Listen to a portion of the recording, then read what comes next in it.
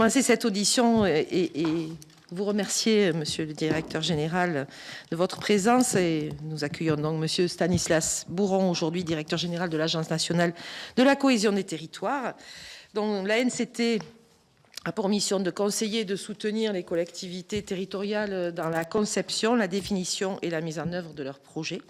À ce titre, elle doit notamment faciliter l'accès des communes aux différentes formes d'ingénierie juridique, financière et technique et leur apporter un concours financier et humain. L'ambition est vaste et pour le sujet qui nous occupe, elle pose plusieurs questions.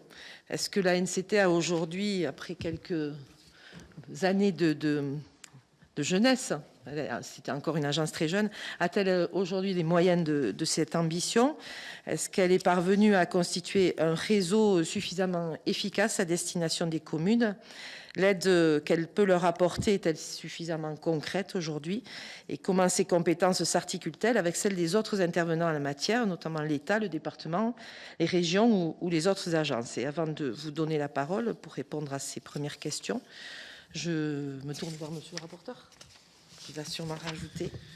Merci. Non, je ne vais pas rajouter grand-chose au propos de la présidente. Vous remercier pour cette audition, cette nouvelle audition, serais-je tenté de dire.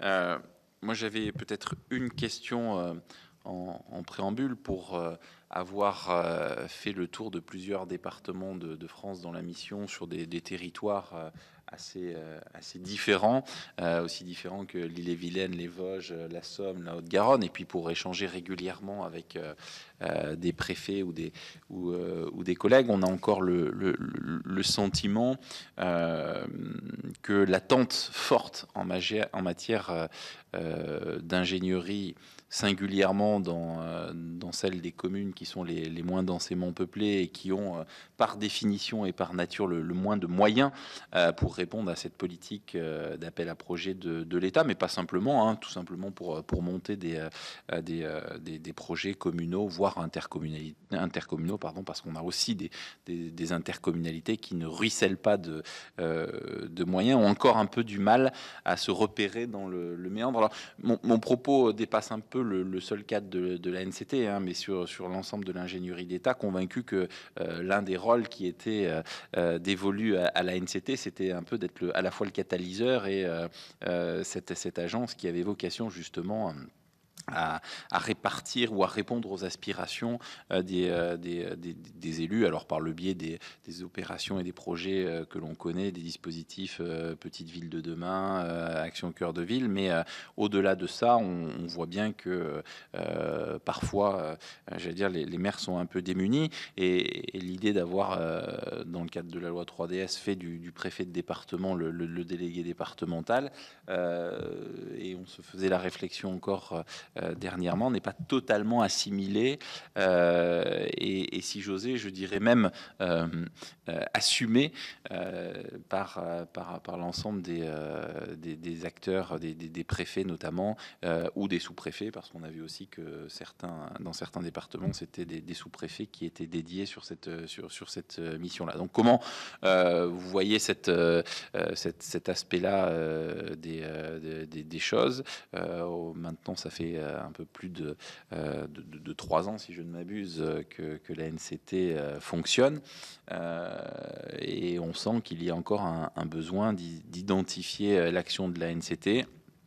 Et dernière petite question, comment vous articulez dans la pratique, parce que là aussi on sent qu'il y a un sujet entre préfecture, sous-préfecture et l'agence, parce qu'on voit bien qu'il y a parfois là encore un sujet, et que au-delà des dispositifs existants, et on l'avait évoqué avec vous-même via les personnes qui sont financées, les moyens humains financés par l'État, il y a un besoin d'ingénierie qui dépasse ce cadre-là, et qui, j'allais dire, met en première ligne les préfectures et les sous-préfectures pour notamment leur agilité et leur écoute vis-à-vis des élus. Voilà, j'ai été beaucoup trop long, pardon, mais...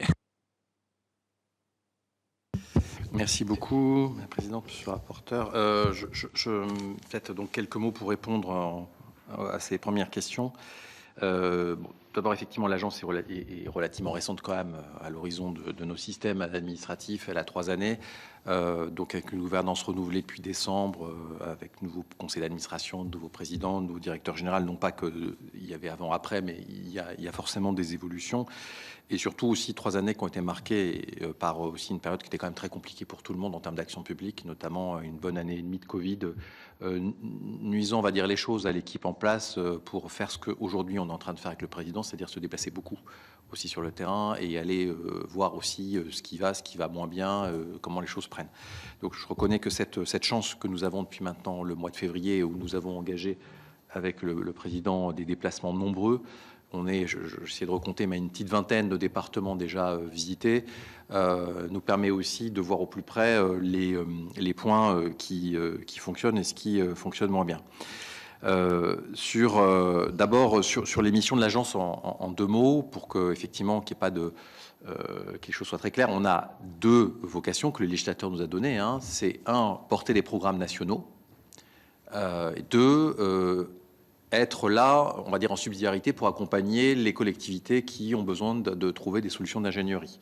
Et puis on peut parler des contractualisations, mais c'est pas vraiment le sujet aujourd'hui. Sur les programmes nationaux, vous avez cité Action Cœur de Ville, Petit Lieu Demain, il y en a d'autres autour du numérique par exemple, mais aussi Territoire d'Industrie, France Service. Globalement, je pense qu'on peut quand même assez honnêtement dire que c'est une réussite, même si évidemment, quand on parle de Petit Lieu Demain, 1600 communes, forcément, il y en a pour qui ça marche mieux que d'autres par la force des choses. Mais globalement, moi, les déplacements que je fais, le retour qu'on en a, c'est que les choses se passent bien. Pour tout vous dire, même, je suis très surpris encore de l'enthousiasme que les élus nous renvoient lorsqu'on les rencontre.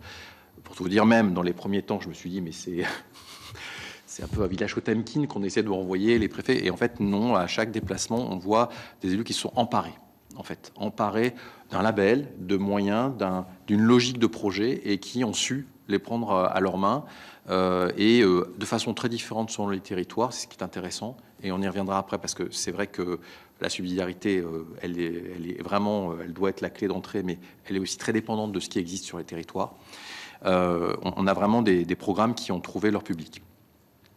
Sur le volet ingénierie sur mesure, forcément les programmes, on peut considérer que si on sort le numérique qui touche 26 000 communes, mais qui est à part sur la fibre, sur tout ce qui est, on va dire, accompagnement de projet, on a 2000, 2500, 3000 communes que l'on touche. Et puis si on sort les très très grandes qui ne sont pas forcément qu'on touche à travers la politique de la ville, on a à peu près 30 000 communes qui peuvent ne pas avoir un programme dédié, qui sont concernées par des mesures autour de la ruralité, mais qui sont des mesures transversales, interministérielles, peut-être moins identifiables, et qui du coup peuvent être en attente d'ingénierie d'accompagnement sur mesure. Donc l'objet de l'agence, c'est d'intervenir pour permettre de faire émerger et de porter leurs projets là où le contexte local ne le permet pas. Donc là aussi, c'est vraiment, je crois qu'il faut qu'on soit... C'est ce qui a pu rendre un peu complexe l'exercice par le passé, qu'il reste toujours, c'est qu'on n'a pas vocation à intervenir là où des collectivités se sont organisées de façon pertinente pour mettre en place une solution d'ingénierie à travers une agence technique départementale, un CAUE très dynamique, une agence d'urbanisme, une intercommunalité qui a pris à bras le corps tel ou tel sujet, pas plus tard que dans les Vosges, vous citiez les Vosges, j'y étais il y a 2 jours. On a visité une intercommunalité qui a mis en œuvre tout un soutien de communes très rurales où l'État intervient, mais dans du cofinancement de postes et à travers ensuite de la dotation d'investissement. Et ça se passe bien comme ça, parce que l'interco s'est emparé du sujet. C'est pas forcément le cas partout, c'est vrai. Donc en fait, dans la capacité, de l'intérêt pour nous, c'est d'aller identifier les territoires où ne se crée pas, où n'existe pas cette dynamique. On sait qu'il y a un tiers des départements qui n'ont pas mis en place d'agence technique départementale, par exemple, quel qu'en soit le format, établissement public ou régie, parce que ça peut marcher en régie aussi. Et puis même là où il y a des agences techniques départementales, je le vois, elles peuvent être, et c'est très utile, mais elles peuvent prioriser des sujets type la voirie, des équipements publics, ce qui est parfaitement indispensable. Là aussi, c'est très clair. Mais du coup, moins présente sur d'autres champs qui appellent aussi un intérêt, notamment la réflexion sur le projet de territoire ou ce genre de choses. Donc c'est là où effectivement notre accompagnement sur mesure, il doit continuer à être déployé. Aujourd'hui, on a 1200 accompagnements qui ont été réalisés depuis la création de l'agence. mais on a une nouvelle étape à engager. Donc, à la suite du rapport produit par la délégation collectivité territoriale au mois de février, qui prévoyait un certain nombre de préconisations, on a commencé à mettre en place un plan d'action qui sera concrétisé et rappelé dans une feuille de route que nous présenterons au conseil d'administration à la fin du mois de juin. Aux administrateurs. Il y aura une réunion préalable avec les administrateurs élus pour leur présenter le contenu. Donc, je ne peux pas tout dévoiler, mais disons que moi, sur quelques aspects qui ont déjà fait l'objet d'une communication, dire qu'on vous rejoint sur l'idée qu'il faut qu'on soit aussi plus en animation des territoires, parce qu'il y a des endroits où on nous connaît très très très bien et on sait à faire appel à nous. J'étais dans le Cantal. Dans le Cantal, il n'y a pas un des dispositifs de l'agence qui n'est pas mis en œuvre. Pas un qui est aujourd'hui mobilisé. Et parfois même dans le même site, sur une commune qui est PVD, qui a un tiers-lieu, qui a un conseiller numérique, qui a un France Service et qui sait utiliser notre accompagnement sur mesure. Donc, voilà, on est sur des très grandes hétérogénéités, liées aussi au fait que l'agence est encore récente, qu'il y a tout un travail d'animation à poursuivre. Donc, on doit doubler nos moyens d'accompagnement des préfets pour avoir vraiment une proximité plus forte des chargés de mission territoriaux qui soient vraiment sollicitables tant qu'il est possible par les préfets ou les DDT. On doit, nous aussi, et on y réfléchit, avancer sur une déconcentration du marché, de notre marché d'ingénierie, pour permettre qu'il soit plus facilement mobilisable par les préfets de département sans passer par une sollicitation parisienne. Donc là aussi, logique de donner de la souplesse. Et puis, on doit travailler à une meilleure animation locale des équipes d'ingénierie et des demandes. Ce que je constate, moi, c'est qu'on a effectivement un certain nombre de projets qui ne trouvent pas forcément leur chemin, leur réponse, et maintenant souvent de petites communes, petites intercommunalités, et qui ont du mal à trouver la réponse qui pourrait exister par ailleurs. Donc on doit, notre objectif, c'est d'essayer, à travers les comités locaux de cohésion territoriale, qui sont prévus par la loi créant l'agence, qui dans certains départements fonctionnent plutôt très bien, être des lieux d'animation sur faire connaître les types d'ingénierie, le cas échéant, discuter sur qui peut se mobiliser sur telle et telle thématique, parce que c'est intéressant. On voit que, par exemple, les sciences techniques sont souvent dans l'ingénierie opérationnelle très utiles pour mettre en œuvre des projets, pour qu'ils se concrétisent. On voit qu'on a aussi, qu'on peut faire venir le CEREMA sur des objets type sur les mobilités, sur la question de foncier. Et puis, on voit que nous, on peut intervenir typiquement régulièrement sur des questions d'activité commerciale, sur des questions touristiques, sur des questions de projets de territoire. Donc, en fait, cette capacité à mettre en lien les différents outils. Donc ce comité local, c'est un bel espace qu'il faut qu'on encourage, et les ministres le souhaitent. Et c'est aussi sans doute renforcer cette logique de guichet unique à travers la capacité à... Moi, beaucoup de départements, enfin un certain nombre ont mis en place une adresse mail unique. C'est tout bête, mais ça marche très bien. C'est-à-dire que l'élu qui a un projet ou un doute, enfin un accompagnement qu'il souhaite, il écrit à cette adresse et il est sûr d'avoir une réponse derrière, qui sera faite par un référent, qui peut être un sous-préfet d'arrondissement, le DDT, peu importe. À la limite, le sujet, c'est localement comment ça s'organise. Il faut laisser les gens intelligemment apporter une réponse d'organisation. Mais il faut qu'à chaque question, il y ait une réponse. Qui n'est pas forcément de dire on va déployer une étude très compliquée, mais au moins de dire voilà le chemin, voilà comment on peut faire. Donc c'est cette logique de portail plus que de guichet, parce que guichet, ça fait très peur à beaucoup d'acteurs qui disent il y aura un endroit où on va décider à notre place. Non, c'est un point d'entrée en fait. Il faut qu'on arrive à améliorer le point d'entrée pour les élus qui sont peut-être les plus éloignés de l'information. On a aussi un rôle d'arriver à mieux organiser, et que je vous disais à travers le CLCT, mieux organiser ce qui existe sur le terrain. Souvent, il y a beaucoup d'acteurs déjà présents et qui sont pas forcément actionnés ou mobilisés, alors qu'il y a un projet pour lequel il pourrait intervenir. Donc, nous, on est prêt à intervenir, bien sûr, si besoin est, et s'il n'y a pas de solution. Mais l'idée, c'est pas d'aller chercher l'agence s'il y a une solution locale, comme je vous le disais. Il faut vraiment qu'on soit dans le logique de subsidiarité. On n'est pas dans la concurrence entre types d'ingénierie. Donc, concrètement, sur notre objectif pour nous dans les mois à venir, c'est d'arriver, donc je vous le disais, à mieux organiser ce portail d'accès sur l'ensemble des outils d'ingénierie, à revoir nos conventions, notamment avec les 5 opérateurs, principalement sur nos sujets ADEME et CEREMA, qui sont des gros acteurs d'ingénierie publique, pour aussi clarifier le type d'ingénierie offerte par chacun, de façon à ce que pour les délégués territoriaux et pour les élus, ce soit plus simple aussi de savoir qui fait quoi. Non, c'est simplement, après, ça restera toujours, il y aura peut-être beaucoup de positions, mais au moins on saura mieux sur quel sujet, vers qui on doit se tourner. une fois qu'on a saisi éventuellement le préfet ou le sous-préfet. Et puis là aussi, cet accompagnement que j'indiquais, à travers des moyens humains qu'on est en train de recruter, pour mettre au moins 1 à 2 personnes, pour les grandes régions 2, pour les plus petites peut-être qu'une seule, en interface directe avec les préfets de département pour aller sur le terrain et puis venir conseiller sur comment je monte mon projet, comment je dois procéder et quel type d'ingénierie je peux solliciter. Sur la mobilisation des délégués territoriaux, je vous rejoins sur le fait qu'elle n'est pas uniforme. Je pense qu'il y a une explication aussi, c'est qu'il y a des territoires qui en ressentent plus ou moins, enfin, qui sont plus ou moins mobilisés par ces questions et par ces problématiques. Tous les territoires ne sont pas en même difficulté par rapport à ces questions. En tout cas, c'est pas uniforme. Dans les départements où moi j'ai pu me rendre, je sens quand même une grande mobilisation des services. Pour ne reciter, je changerai après, mais par exemple le Cantal, il y a 2 agents de la DDT qui sont dédiés exclusivement aux projets et aux accompagnements de l'Agence nationale de la cohésion des territoires. Et qui ont même pu développer des accompagnements au-delà même de communes qui aujourd'hui sont dans nos programmes.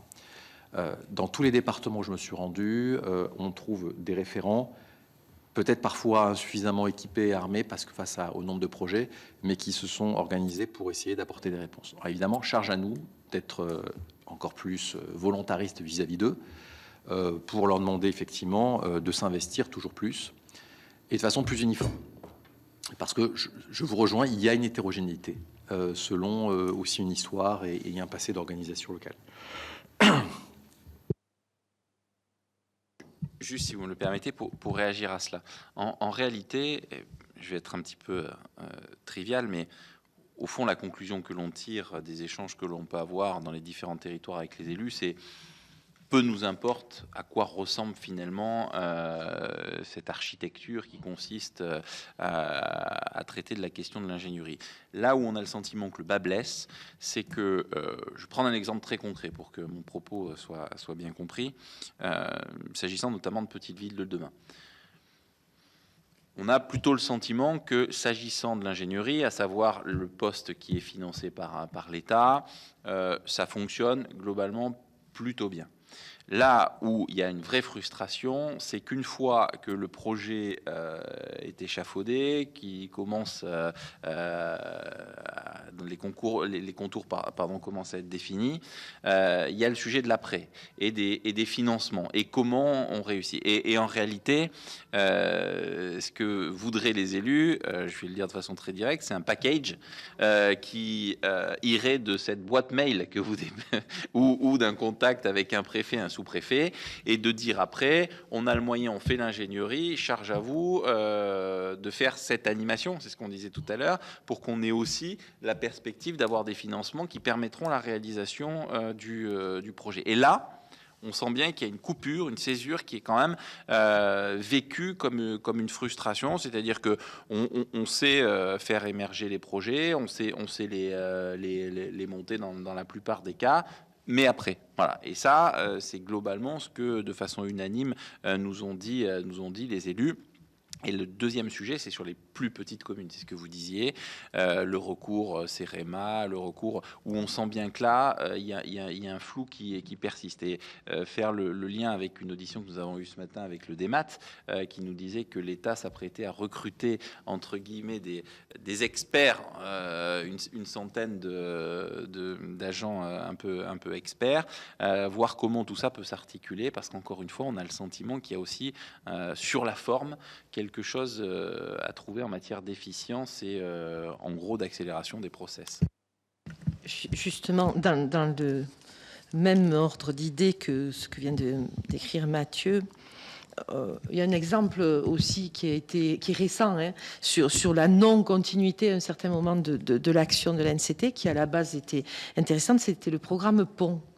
Alors bon, je pense que ça va évoluer peut-être parce que j'ai eu quelques informations par le préfet des Hautes-Pyrénées, mais ce programme Pont où on a proposé par un appel à projet aux communes de solliciter l'ingénierie pour surveiller ou analyser les dégâts sur leurs ouvrages d'art et où ils ont reçu des fiches techniques, des diagnostics avec des préconisations qu'ils ont prises la plupart du temps et où là, on a une espèce de flottement entre le moment où on doit aller chercher de la maîtrise d'œuvre pour réaliser des bureaux d'études, pour réaliser les compléments d'informations sur ces ouvrages et ensuite la question du financement derrière, parce qu'à un certain moment, la DETR n'intervenait pas sur les ponts et les ouvrages d'art. Donc, voilà. Donc, il y a de vrais enjeux là pour les communes de continuité dans l'action et dans les plans d'action qui sont menés, qui sont à la base plus qu'intéressants, parce que sur le département des Hautes-Pyrénées, le programme Pont, je crois qu'il y a plus de 200 communes qui ont répondu. Donc c'est un vrai succès et ça répondait à un vrai besoin. Voilà, mais il ne faut pas à un certain moment, sans mauvais jeu de mots, les laisser au milieu du gué. On va prendre toutes les questions. Oui, voilà. Ça va aller dans le même sens que les propos du rapporteur et de la présidente. Bon, vous avez évoqué votre déplacement sur les départements et l'engouement des élus que vous rencontrez autour notamment du programme Petite Ville de demain. Je vais le dire très sincèrement. D'abord, les élus sont des gens bien élevés. Donc en fait, quand ils vous reçoivent, j'ai envie de vous dire, a priori, vous leur apportez pas du mal, et donc ils sont plutôt bienveillants. Je préfère le dire, voilà, avec un peu d'ironie, permettrait. Je veux le dire, je crois que beaucoup dans les bénéficiaires de Petite Ville de demain sont satisfaits. Et c'est pour ça que je vais reprendre quand vous dites qu'ils sont enjoués, parce que ils sont satisfaits d'une chose, en tout cas moi, le retour que j'ai dans le département de la Loire, c'est que ça leur permet, dans ces temps, et peut-être encore plus aujourd'hui, hier, où il faut aller vite, où il faut faire tout de suite maintenant, quelque part d'être retenus à Petite Ville de demain, ça les oblige, mais ça leur permet, la question n'est pas de se défausser, mais ça leur permet, y compris au regard de leur population, de justifier qu'on va prendre du temps pour s'interroger ce que sera notre territoire demain, ce que sera notre village, notre petite ville demain, et la place qu'elle aura dans son environnement. Et que, en fait, excusez-moi, je vais le dire ainsi, mais intellectuellement, c'est assez jouissif, et des moments comme ça, dans nos vies d'élus, on en a très peu. Et là, quelque part, voilà, donc il y a un atout qui permet, alors, à des nouveaux élus de se projeter, à des élus avec plus d'expérience, soudainement, eux-mêmes de se réinterroger, et très sincèrement, moi, ils me l'ont dit, et ils me le disent, ils me disent, mais tu ne te rends pas compte, Cécile, ça nous fait du bien parce que quelque part, on aimerait, et là, comme on y est obligé, on le fait et on prend plaisir. Mais, je vais y venir, voilà, et moi, je vous avais que quand vous voulez, mais après, on fait un débrief à bâton rompu, c'est-à-dire où tout le monde enlève les casquettes. Parce que moi, je veux aussi que vous entendiez ces mêmes élus qui disent, et c'est les mêmes qui me disent ça, qui disent, ouais, mais en même temps, moi, Cécile, j'ai passé âge qu'on me vende des rêves. Et donc, travailler pendant 1 an, comme je disais, c'est super bien. Intellectuellement, ça peut être très jouissif, ça peut être très fédérateur à l'échelle d'un territoire communal, tout ça, d'accord.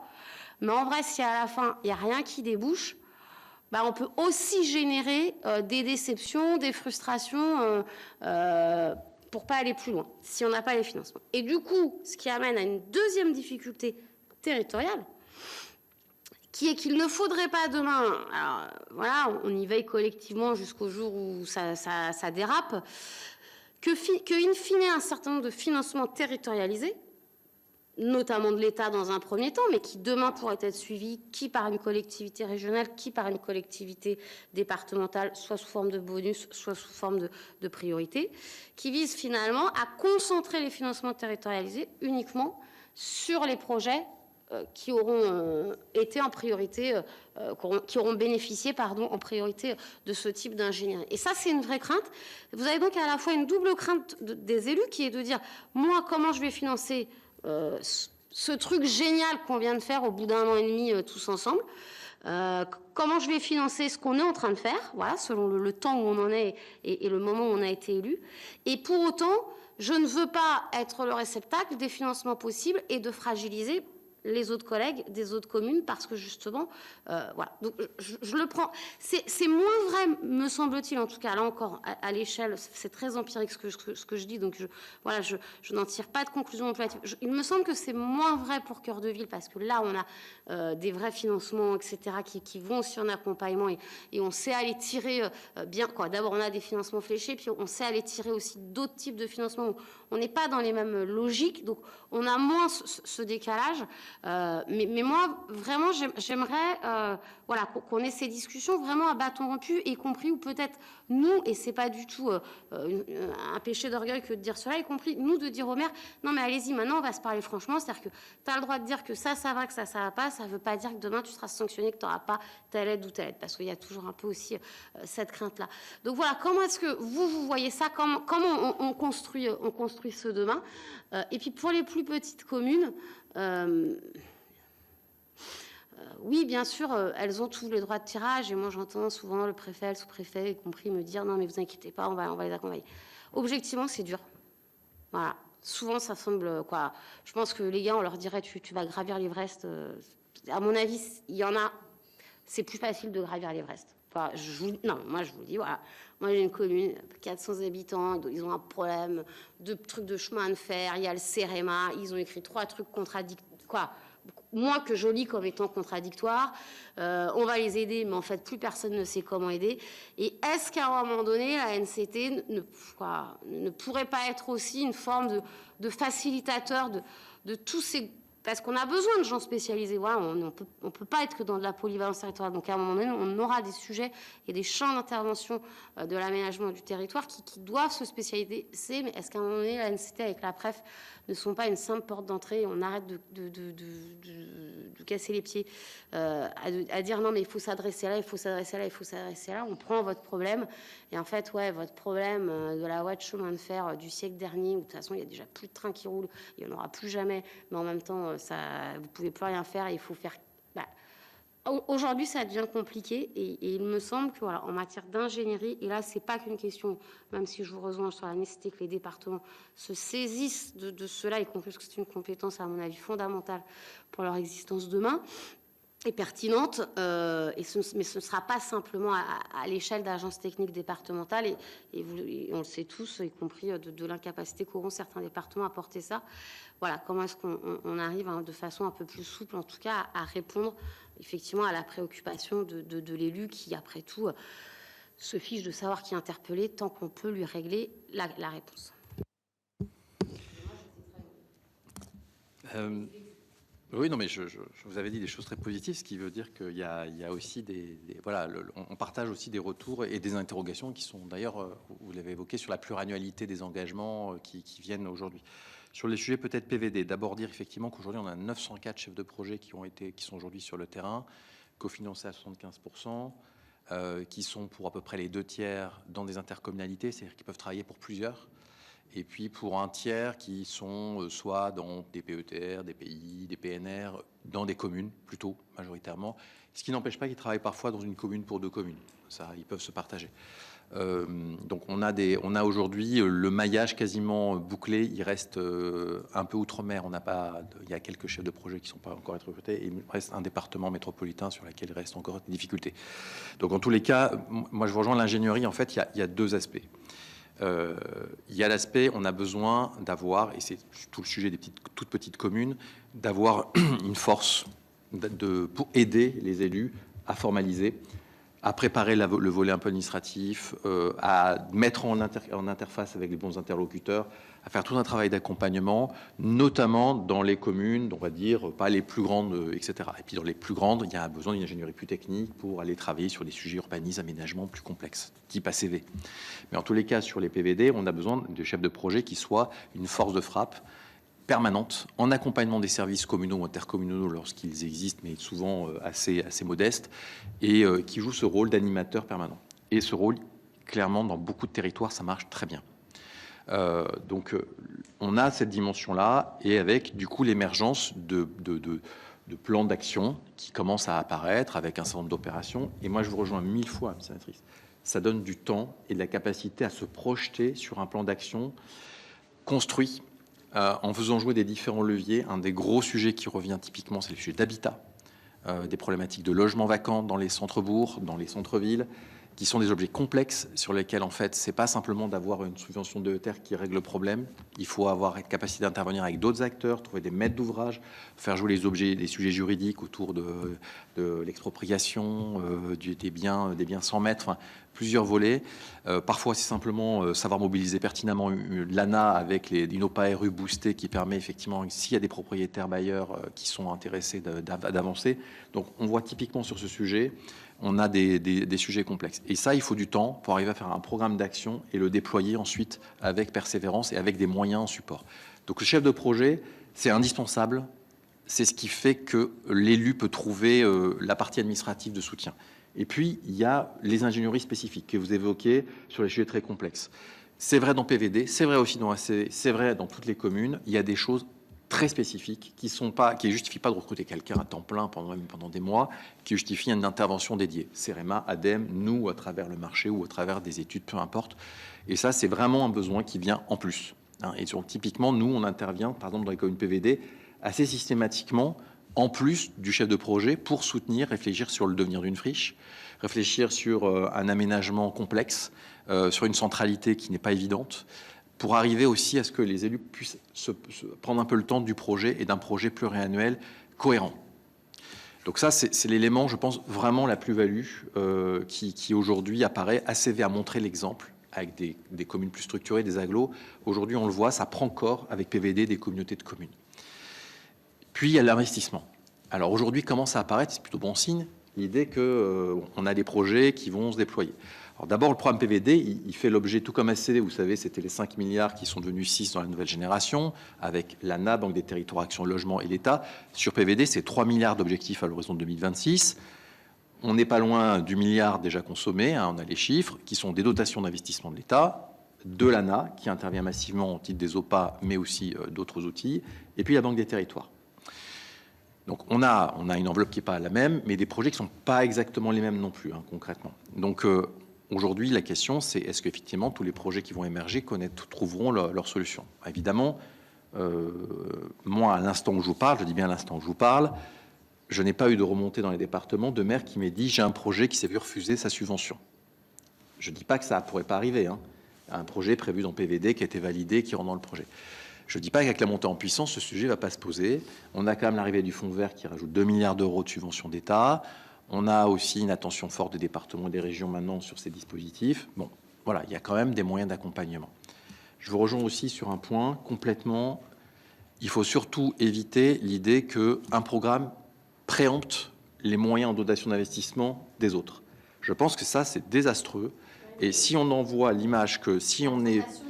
Je sais, mais vous pourrez, je suis une grande constance dans mes fonctions historiques, y compris il n'y a pas longtemps quand on m'a dit, dans un département, on veut une enveloppe PVD à part.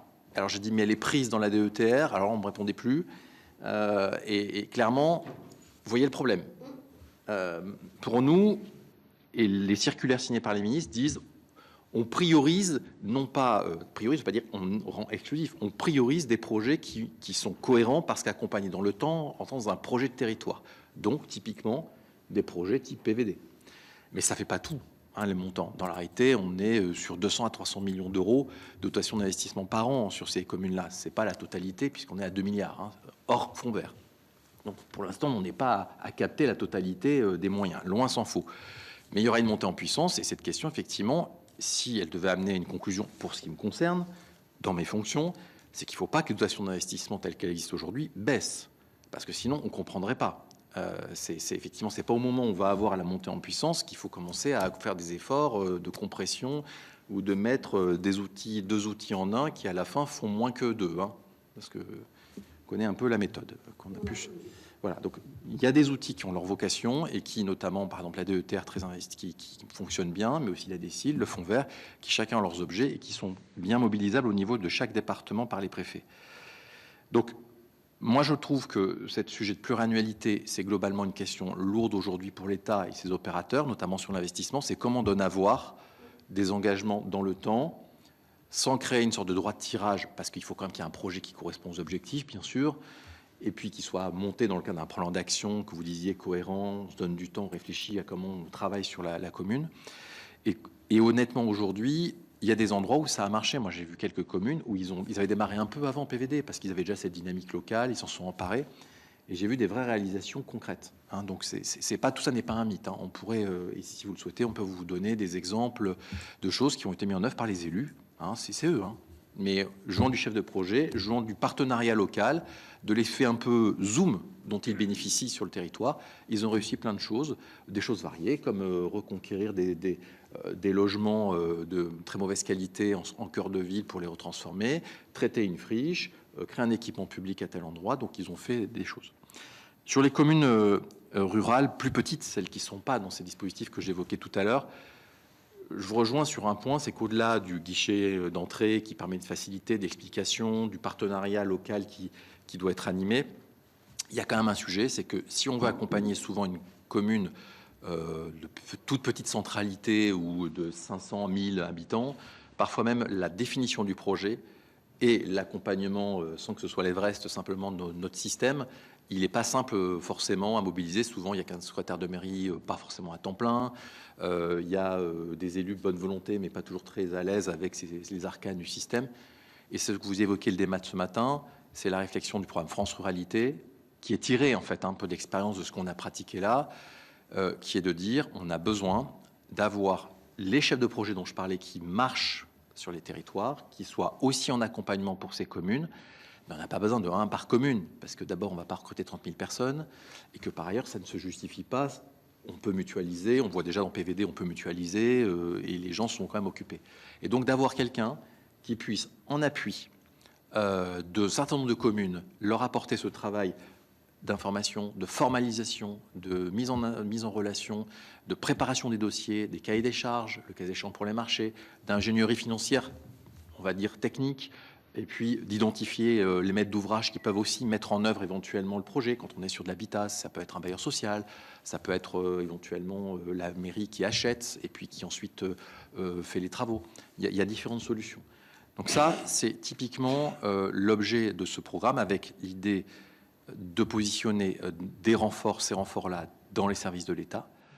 C'est ce qu'évoquait le débat ce matin, bon, et avec donc des moyens qui soient ensuite en tirage par les collectivités. C'est vraiment pour les collectivités, c'est pas pour l'État. Mais permettant aussi, dans son positionnement, de faciliter l'articulation avec des DT, avec nous, pour que ce soit des sujets de proximité, comme les sujets plus compliqués sur lesquels on interviendra.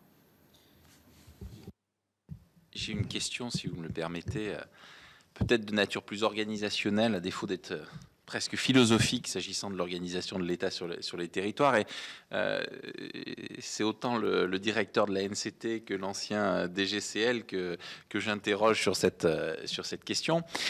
Est-ce que selon vous, j'ai quand même le sentiment, et ce qui me fait dire ça, c'est qu'en ce moment on parle beaucoup du fonds vert, j'ai une question sur le fait de considérer que cette politique à la fois d'agencification et d'appel à projet, je le disais tout à l'heure, est-ce qu'elle ne segmente pas trop la politique de l'État, la territorialisation, si j'osais, de l'action publique et donc le rôle de l'État sur le territoire? Est-ce qu'elle ne la complexifie pas trop? Parce qu'au fond, et c'est une réflexion... J'ai un souvenir d'un long échange que nous avions eu sur la question de la notification de la DSIL, préfet de région versus préfet de département. Madame Jambon était présente et finalement pour atterrir sur quelque chose d'un peu hybride. Mais au fond, si on revient à l'objet premier, est-ce que, et je vais le dire de façon très schématique et totalement imparfaite, mais est-ce que si... délégué départemental de la NCT, le préfet, le sous-préfet, avait une enveloppe, quitte à ce que cette enveloppe, à l'instar de ce qui est fait sur la DETR, elle soit définie dans l'octroi des subventions par une liste de critères et une grille d'éligibilité. Mais j'ai quand même le sentiment que, à chaque dotation ses modalités d'attribution, DETR, DECIL, maintenant fonds vert, que tout ça devient gentiment et progressivement un peu un labyrinthe, un parcours du combattant pour l'élu, puisqu'on a en plus la problématique de l'ingénierie. N'y aurait-il pas à mener une réflexion pour, j'allais dire, peut-être avoir une approche qui soit territorialisée avec le préfet, la NCT à l'échelle d'un département, ce qui permettrait aussi, parce que c'est un point qu'on évoque pas suffisamment selon moi, de prendre en compte le critère de différenciation. Et on le voit d'ailleurs dans la DETR. Ici, on prend plutôt l'eau que la voirie. Ailleurs, voilà. Donc chaque territoire a sa propre réalité, sa propre vérité. Et peut-être que l'action de l'État gagnerait aussi en lisibilité, en efficience, à être définie à l'échelle d'un territoire. Le département me paraît être cette bonne échelle qui est à la fois en proximité et qui permet de vraiment prendre la bonne dimension des projets et des problématiques, et donc à peut-être fondre un petit peu tout ça pour le rendre plus lisible, et j'ajoute, parce que c'est un mot que j'aime bien, plus agile. Parce qu'on a quand même le sentiment, même si, et je souscris vraiment ce qui a été dit, c'est-à-dire que sur l'ingénierie, on voit que les choses avancent, mais voilà, on voit encore que des fois tout ça reste très complexe. Et en regroupant, en fusionnant, tout en gardant une lisibilité, on est bien d'accord que tout ne peut pas être éligible, que tout ne peut pas rentrer dans une enveloppe, mais il y a quand même, voilà, j'ai évoqué cet exemple de la DECIL parce que pour moi, il illustre parfois le sentiment qu'au sein même de l'État, entre l'échelon régional, l'échelon départemental, il y a quand même une petite perte en ligne. Nous évoquions tout à l'heure avec notre présidente la question du Fonds de développement de la vie associative. Voilà, c'est un autre des exemples qui montre qu'on pourrait peut-être faire des gains d'efficience. Voilà. Et disant ça, la critique ne s'adresse pas qu'à l'État. Hein. On peut aussi avoir une réflexion au niveau des collectivités pour que, là encore, il y ait quand même une cohérence et peut-être un peu plus d'échanges. On l'évoquait avec le démat ce matin, pour mieux appréhender le financement des projets, de l'ingénierie jusqu'à la réalisation. Cécile Cukierman, c'était dans le même. Ça va aller dans le. Excusez-nous, c'est pareil avec votre ancienne et votre nouvelle casquette. Bien. Je crois qu'on se connaît les uns les autres, donc on peut aussi se parler sincèrement. Vous le savez, je suis très attachée, mais comme d'autres, à une présence de l'État au plus près de chacun dans tous les territoires, parce que c'est la garantie d'une égalité sociale et territoriale. Et j'ai envie de dire, dans les 4 coins de la République, que ce soit en territoire rural, que ce soit dans les territoires d'outre-mer, que ce soit dans les quartiers politiques de la ville, je n'ai aucun souci pour que l'on dise qu'il y ait besoin, alors je ne sais pas si c'est plus d'État ou moins d'État, mais qu'en tout cas on a besoin d'une présence de l'État aux côtés de tous ces territoires qui font plus de 15 millions de nos concitoyens, y compris, quoi. Donc c'est un vrai enjeu, et je crois dans la France. Je ne reviens pas parce que je partage ce qu'a dit le rapporteur. Bon, on peut s'interroger, est-ce qu'il fallait agenciser cette action et cette présence de l'État au plus près de nos territoires? Est-ce qu'il fallait renforcer le rôle de la présence départementale, préfectorale, sous-préfectorale? J'ai envie de dire, bon, les législateurs ont tranché. Bon. J'ai une question à vous poser, mais vous avez le droit de me dire qu'elle est complètement hors sujet et que vous ne voulez pas y répondre, ou que vous ne voulez pas y répondre. Bon. Je n'ai pas fait et je n'ai pas suivi les débats de la loi de 2010 de la réforme des collectivités territoriales. J'ai quand même suivi la loi MAPTAM, la loi NOTRe, la loi Engagement Proximité, la loi Train 1, on en a fait quelques-unes. Bon. Dès lors, et j'entends surtout la fin de vos propos de l'intervention précédente où vous dites il faut maintenant, alors, à travers France Ruralité qui doit se déployer, qui va se mettre en place, machin, un appui au plus près des plus petites communes, partagées, etc., pour formaliser, pour accompagner, pour aider à l'ingénierie financière. Du coup, j'ai une question, c'est est-ce qu'à un moment donné, on n'est pas passé à côté d'un truc? C'est que il m'avait semblé, peut-être que je n'ai rien compris, et dans ce cas-là, je m'excuse de ne pas avoir fait des votes en adéquation avec ce que j'ai mal compris, mais que le rôle des intercommunalités devait aider à cela. Le rôle des départements devait être renforcé pour prendre cette place-là. La lisibilité d'une action déconcentrée de l'État, DGFiP en tête, devait être au rendez-vous, d'accompagner les plus petites communes pour plus d'égalité, pour les aider, et je reprends vos mots, à mieux formaliser, à mieux les accompagner dans le développement de leurs projets et dans l'ingénierie financière. Et donc, je ne suis pas en train de dire qui avait tort, qui avait raison, c'est pas mon propos. Mais est-ce qu'à un moment donné, si demain vous renforcez, parce que on fait le même constat tous, au-delà de ce qu'on peut en penser d'ailleurs, on manque cruellement de tout ça dans la plupart de nos territoires. Donc, de toute façon, à un moment donné, il va falloir faire. Mais moi, je m'interroge tout de même, est-ce que vous ne pensez pas que les intercos, je vais le dire comme ça, une partie, pas tous, vous avez redonné le chiffre des départements, ne sont pas passés à côté, même j'ai envie de dire, d'un rendez-vous de l'histoire qui aurait pu leur permettre, y compris, de renforcer leur légitimité et par une meilleure reconnaissance de leur action qui, parfois, en tout cas pour les intercos, est plus vécue comme quelque chose qui a capté le pouvoir communal plutôt que une structure qui aurait permis de mieux accompagner et de mieux déployer le pouvoir communal. Une belle question. À 4 heures. Non, je ne sais pas 4 heures. Pardon, excusez-moi. On va continuer avec peut-être Catherine, comme ça. Alors, ce n'est pas une question, c'est une remarque par rapport à ce que disait Mathieu. On a bien constaté avec ce fonds vert cette année que ça a été extrêmement difficile pour les communes, que ça ne s'est pas très bien passé, qu'on a fait des promesses qui n'ont pas pu être tenues. On a demandé à de nombreuses communes de transférer les dossiers qu'ils avaient faits en novembre en DETR sur le fonds vert. Les dossiers étaient extrêmement difficiles à remplir. On les a beaucoup aidés, on était à leur côté. Et voilà qu'au moment où il faut étudier ces fonds verts, il n'y a plus d'argent. Pourquoi ? Parce que l'enveloppe qui a été proposée n'était pas suffisante. Et aujourd'hui, on dit à ces mêmes communes, eh bien, écoutez, on n'a plus d'argent, donc vous verrez ça l'année prochaine. Alors qu'ils avaient fait leur demande en DETR. Et qu'en DETR, on aurait pu traiter ces dossiers, surtout quand il s'agissait de deuxième tranche. Donc, on a mis tout le monde en difficulté. En fait, si ce fonds vert, on l'avait mis en désil encore, je pense que ce serait beaucoup mieux passé. D'autant plus que ceux qui ont été le plus embêtés, ça a été ceux qui devaient étudier les dossiers, et notamment les sous-préfets. Parce que dans les sous-préfectures, certains étaient en panique, et certains même en dépression. Je peux vous le garantir, parce qu'on en a parlé. Donc, vous voyez, à un moment donné, tout le monde est exaspéré. À la fois les maires parce qu'ils n'y arrivent pas, les secrétaires de mairie parce que les dossiers sont extrêmement compliqués, les sous-préfets eux-mêmes ne savent plus à quel sens se vouer parce qu'on leur dit blanc un jour et noir le lendemain. Vous voyez, il faut absolument décomplexifier la chose.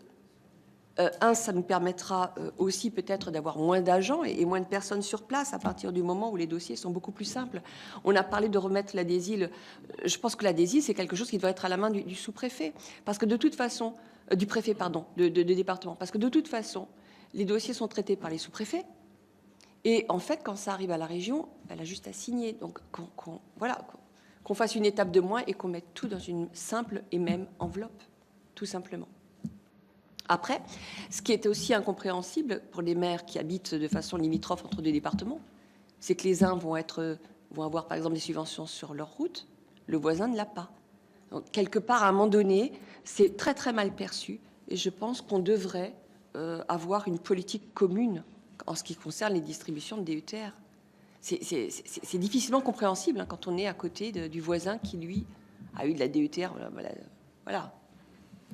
Juste avant, pour répondre à Cécile, aujourd'hui, on a des départements qui se sont organisés sur l'ingénierie et qui accompagnent parfaitement les collectivités, les communes. Le problème, c'est que c'est pas non plus sur le territoire, sur tout le territoire de façon égalitaire. On a des départements, on en a visité où il n'a pas été créé d'agence départementale d'accompagnement des collectivités, par exemple. Et aujourd'hui, c'est des outils qui sont extrêmement précieux pour les maires.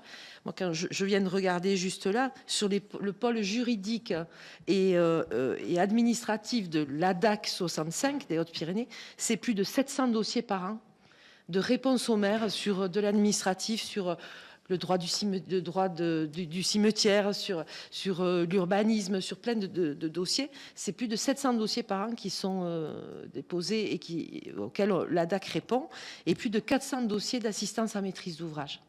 Et là, c'est le département qui a monté cette agence-là, avec les communes. C'est sous format de l'agence, et c'est un budget de 700 000 euros par an quand même. Donc, à un certain moment, il faudrait aussi que l'on ait une équité par rapport à tous les territoires où il n'y a pas cette ingénierie, où les maires se retrouvent démunis parce qu'ils n'ont personne pour les accompagner. De notre Comcom, moi je vois, ce sont des maires qui font partie donc, du bureau de la communauté de communes qui se sont mis en charge aujourd'hui de faire le travail et d'aller accompagner les autres maires. Vous voyez donc. Peut-être sur les différents sujets, tout d'abord sur la question d'appel à projet. Là aussi, l'agence, d'ailleurs j'y ai veillé depuis que je suis arrivé, nous avions pu ponctuellement mettre dans certaines parties de nos interventions des logiques. Alors ça s'appelait pas appel à projet, appel à manifestation d'intérêt. Ça ressemble un peu quand même. Voilà, donc du coup, moi, en tout cas, dans les structures qui dépendent de moi, je veille, je fais la chasse à tous ces dispositifs. Je considère, et je voulais indiquer, y compris sur la logique du marché, qu'on doit être dans des logiques de déconcentration. C'est-à-dire que, et notre niveau de déconcentration, c'est le département. Il y a un niveau prévu par la loi d'animation régionale, parce qu'on a des acteurs au niveau régional, et qui a du sens aussi. Il y a les CPER, il y a des gros objets qui sont évidemment régionaux, les sujets d'eau aussi, les agences de l'eau. Mais en tous les cas, sur les sujets dont on parle, le développement local, en la maille de cohérence d'animation et de visibilité d'action, ça reste quand même assez utilement le département. Et il faut donc s'appuyer sur les préfets de département et leur proposer effectivement, le cas échéant, d'identifier des dossiers intéressants, mais pas de faire la pêche en lançant le filet, puis c'est toujours les mêmes gros poissons qui remontent. Hein. Enfin, voilà. Donc voilà, ça c'est mon avis. Je l'ai aussi. C'est pour ça que voilà, c'est pas le. Donc clairement, moi, il faut qu'on fonctionne différemment et c'est ce que nous on fait sur nos programmes, en tout cas sur nos logiques, c'est-à-dire que on demande au préfet qui est celui qui vous semble. Si on peut pas prendre tout le monde parce qu'on n'a pas assez, ça arrive. Il faut dire les choses. Identifiez-nous les 2-3 qui sont les plus pertinents par rapport à cette thématique. Et c'est fait localement et du coup, ça se passe beaucoup mieux. Sur l'agencification, alors je suis aujourd'hui très mal placé pour en faire de longs commentaires. En tout cas, ce qui est certain, c'est qu'il faut en réduire la complexité pour les acteurs qui en sont les bénéficiaires. Les agences apportent dans leur mode de fonctionnement, les conditions d'intervention, une forme d'agilité, de souplesse, il est vrai de capacité d'organisation rapide, dont la pluralité du budget, par exemple, que ne permet pas effectivement les structures classiques d'État. Pour autant, ce n'est pas en soi un objectif. Ça doit être un levier, un outil, donc à destination d'une politique publique. Donc voilà, donc charge aussi à nous, et c'est une des missions qu'on a, mais enfin, pas que nous, c'est de faire en sorte que les différentes agences intervenant sur ces questions-là travaillent bien ensemble. Elles sont membres du conseil d'administration, notamment de la NCT. On a des conventions cadres qu'on est en train de reprendre. Je vous dis qu'il faut qu'on arrive aussi à rendre plus lisibles les interventions de chacun pour qu'on ne se dise pas j'ai un sujet sur le traitement d'une friche, j'ai 4 intervenants possibles côté État, potentiellement. Enfin, ou même mieux que ça, plusieurs types d'interventions pour un opérateur. Alors ça peut répondre à parce que le sujet n'est pas le même, mais parfois c'est un peu prêté effectivement à la difficulté. Sur l'enveloppe unique. Bon, alors le fonds vert a amené effectivement. Moi je tiens à souligner quand même quelque chose. Le ministre Béchu a imposé une déconcentration départementale massive. Il est intervenu devant la commission des lois, je crois, en fin d'année dernière, au moment du débat, il me semble. Vous vous en souvenez. Il a imposé ce choix d'organisation et c'est un excellent choix. Et la Première ministre a indiqué qu'il y aura une prolongation du fonds. Donc là aussi, moi je dis aux communes, et vous pouvez leur dire de ma part, elles ont eu raison. Tant pis si cette année ça passe pas, parce qu'en fait, c'est des dossiers complexes. C'est des dossiers qui exigent du temps pour les préparer. Et elles rentreront dans le système parce que l'année prochaine, ça passera. Donc le temps passé aujourd'hui à monter le dossier, il n'est pas perdu. C'est pas vrai, c'est pas un système qui va s'arrêter. Les enjeux de transition écologique vont nous amener pendant des années à avoir des investissements massifs sur ces questions. Et clairement, tous ceux qui démarrent aujourd'hui pour préparer leur dossier, ils trouveront leur financement sur ces champs-là, je n'ai aucun doute. Quant à faire qu'une seule enveloppe, la réalité, c'est qu'aujourd'hui, à travers les enveloppes de dotation d'investissement, vous voyez bien ce que cherche à faire l'État. enfin, c'est pas d'ailleurs, c'est pas dissimulé, c'est d'orienter l'investissement des collectivités. Il n'y a pas de, voilà. Alors le fonds vert, c'est orienté sur, voilà, c'est. Pardon.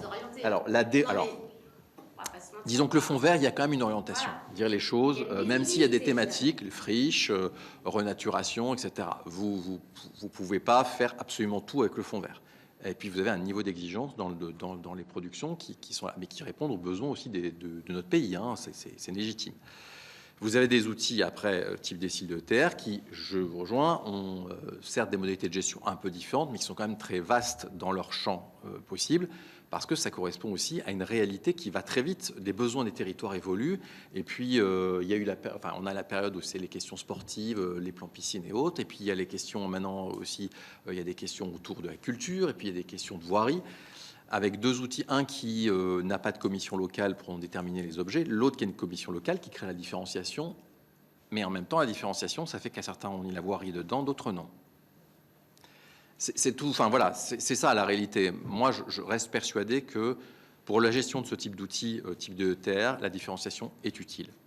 Parce qu'il n'y a pas les mêmes objets, les mêmes outils, les mêmes contraintes et les mêmes demandes dans les différents départements. Ça ne veut pas dire qu'après, ça ne crée pas des... Je suis d'accord avec vous.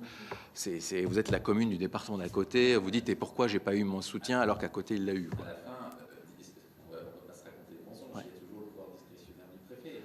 Oui. Ce que je veux dire par là, c'est que on en est une, trois. Ah oui, alors. Si considère que ça n'a pas été rentré ou qu'ils n'auront pas. J'allais dire, si le préfet considère que ça n'a pas rentré dans la grille d'éligibilité, on voit bien comment se positionne et comment se passe la fameuse première réunion des ETR, ou comment sont orientés les fonds de la DSIL, et aujourd'hui du fonds vert. Pour corréler ce que disait Catherine Belriti, moi dans mon département, le fonds vert, on arrive péniblement à sortir un gros dossier qui est le syndicat départemental des énergies de l'Ardèche qui va toucher 900 000 €. Oui, parce que alors c'est super bien. Alors là, je ne veux pas dire le contraire, sauf que ça montre quand même qu'il faut être assez gros, d'une taille significative, pour aller chercher du fonds vert. Voilà. Donc j'entends, mais sincèrement, je trouve quand même que ça, sincèrement, et là je me base sur les remontées qu'on a eues et les échanges qu'on a pu avoir dans les différents territoires, ça crée quand même un peu de confusion et de la complexité sur les modalités d'octroi, encore une fois, parce que c'est trois modalités d'octroi qui sont différentes. Encore décile DETR, on est à peu près dans la même veine, et après, il faut bien imaginer que ça ne suffit pas. Donc il faut aller faire des dossiers à la région, au département, et que nos élus, ils demandent un peu d'intelligence collective et ils se disent, si on pouvait presque essayer de mettre tous les acteurs autour de la table, faire ce que nous disait le démat ce matin, et peut-être se dire que là, on aurait quand même un gain d'efficience qui serait assez significatif. Ce qui n'empêche pas, encore une fois, hein, parce que je comprends ce que vous dites, je le partage, c'est le fonds de l'État, c'est à l'État de dire où il veut les mettre, politique de relance, donc il n'y a pas de sujet. Mais je pense qu'encore une fois, sur la forme et sur la déclinaison, on a vraiment un gain d'efficience à faire, quoi.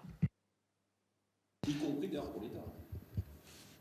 Sur le sujet, bon, après sur le sujet enveloppe unique, et là c'est plutôt côté budgétaire d'avant qui parle, je dis juste qu'il faut toujours être prudent parce que 3 fois 1 fait pas 3 dans des règles budgétaires complexes de l'État. Voilà. Donc je m'arrêterai là parce que je ne peux pas aller beaucoup plus loin, mais